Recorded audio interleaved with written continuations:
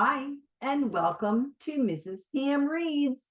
We are continuing in our story, The Great Gatsby by F. Scott Fitzgerald. And in our last video, we discovered that Gatsby has known Tom's wife, Daisy, from years previous, just before the war. And he wants, I think Daisy is Nick's cousin. So he wants Nick to arrange a little surprise meeting for Gatsby and Daisy at his house. So we are in chapter 5, and that will be divided into 2 chapters. All right. When I came home to West Egg that night, I was afraid for a moment that my house was on fire. 2 o'clock, and the whole corner of the peninsula was blazing with light, which fell unreal on the shrubbery and made thin, elongated glints upon the roadside wires. Turning a corner, I saw that it was Gatsby's house, lit from tower to cellar. At first, I thought it was another party, a wild rout that had resolved itself into a hide and go seek or sardines in the box, with all the house thrown open to the game. But there wasn't a sound, only wind in the trees, which blew the wires and made the lights go off and on again, as if the house had winked into the darkness. As my taxi groaned away, I saw Gatsby walking toward me across his lawn. "Your place looks like the World's Fair," I said. "Does it?" He turned his eyes toward it absently. "I have been glancing into some of the rooms. Let's go to Coney Island, old sport, in my car." "It's too late." "Well, suppose we take a plunge in the swimming pool. I haven't made use of it all summer." "I've got to go to bed." "All right." He waited, looking at me with suppressed eagerness. "I talked with Miss Baker," I said after a moment. "I'm going to call up Daisy tomorrow and invite her over here to tea." "Oh, that's all right," he said carelessly. "I don't want to put you to any trouble." "What day would suit you?" "What day would suit you?" He corrected me quickly. "I don't want to put you to any trouble, you see." "How about the day after tomorrow?" He considered for a moment. Then, with reluctance, "I want to get the grass cut," he said. We both looked at the grass. There was a sharp line where my ragged lawn ended, and the darker, well-kept expanse of his began. I suspected that he meant my grass. "There's another little thing," he said uncertainly, and hesitated. "Would you rather put it off for a few days?" I asked. "Oh, it isn't about that. At least," he fumbled with a series of beginnings. "Why, I thought, why, look here, old sport, you don't make much money, do you?" "Not very much." This seemed to reassure him, and he continued more confidently. "I thought you didn't. If you'll pardon my, you see, I carry on a little business on the side, a sort of sideline, you understand. And I thought that if you don't make very much, you're selling bonds, aren't you, old sport?" "Trying to." "Well, this would interest you. It would take up much of your time. Oh, it wouldn't. It wouldn't take up much of your time, and you might pick up a nice bit of money. It happens to be a rather confidential sort of thing." I realize now that under different circumstances, that conversation might have been one of the crises in my life. But because the offer was obviously and tactlessly for a service to be rendered, I had no choice except to cut him off there. "I've got my hands full," I said. "I'm much obliged, but I couldn't take on any more work." "You wouldn't have to do any business with Wolfsheim." Evidently, he thought I was shying away from the connection mentioned at lunch, but I assured him he was wrong. He waited a moment longer, hoping I'd begin a conversation, but I was too absorbed to be responsive, so he went unwillingly home. The evening had made me lightheaded and happy. I think I walked into a deep sleep as I entered my front door. So I don't know whether or not Gatsby went to Coney Island or for how many hours he glanced into rooms while his house blazed gaudily on. I called up Daisy from the office next morning and invited her to come to tea. Don't bring Tom, I warned her. What? Don't bring Tom.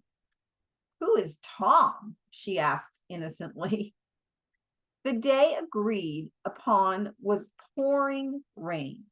At 11 o'clock, a man in a raincoat dragging a lawnmower tapped at my front door and said that Mr. Gatsby had sent him to cut my grass. This reminded me that I had forgotten to tell my Finn to come back, so I drove into West Egg Village to search for her among soggy, whitewashed alleys and to buy some cups and lemons and flowers. The flowers were unnecessary, for at 2 o'clock, a greenhouse arrived from Gatsby's with innumerable receptacles to contain it. An hour later, the front door opened nervously, and Gatsby, in a white flannel suit, silver shirt, and gold-colored tie, hurried in. He was pale, and there were dark signs of sleeplessness beneath his eyes. Is everything all right? I asked immediately. The grass looks fine, if that's what you mean. What grass? He inquired blankly. Oh, the grass in the yard. He'd looked out the window at it, but judging from his expression, I don't believe he saw a thing. Looks very good, he remarked vaguely. One of the papers said that they thought the rain would stop about 4. I think it was the Journal. Have you got everything you need in the shape of tea? I took him into the pantry where he looked a little reproachfully at the Finn. Together, we scrutinized the 12 lemon cakes from the delicatessen shop. Will they do? I asked. Of course, they're fine, he added hollowly, old sport. The rain cooled about 3:30 to a damp mist through which occasional thin drops swam like dew. Gatsby looked with vacant eyes through a copy of Clay's Economics, starting at the finished tread that shook the kitchen floor, and peering toward the bleared windows from time to time as if a series of invisible but alarming happenings were taking place outside. Finally, he got up and informed me in an uncertain voice that he was going home. Why's that? Nobody's coming to tea. It's too late. He looked at his watch as if there was some pressing demand on his time elsewhere. I can't wait all day. Don't be silly. It's just 2 minutes to 4. He sat down miserably as if I had pushed him, and simultaneously there was a sound of a motor turning into my lane. We both jumped up and, a little harrowed myself, I went out into the yard. Under the dripping bare lilac trees, a large open car was coming up the drive. It stopped. Daisy's face, tipped sideways beneath a 3-cornered lavender hat, looked out at me with a bright, ecstatic smile. Is this absolutely where you live, my dearest one? The exhilarating ripple of her voice was a wild tonic in the rain. I had to follow the sound of it for a moment, up and down with my ear alone, before any words came through. A damp streak of hair lay like a dash of blue paint across her cheek, and her hand was wet with glistening drops as I took it to help her from the car. "Are you in love with me?" she said low in my ear. "Or why did I have to come alone?" That's the secret of Castle Rackrent. Tell your chauffeur to go far away and spend an hour. "Come back in an hour, Ferdy." Then in a grave murmur, "His name is Ferdy." "Does the gasoline affect his nose?" "I don't think so," she said innocently. "Why?" We went in. To my overwhelming surprise, the living room was deserted. "Well, that's funny," I exclaimed. "What's funny?"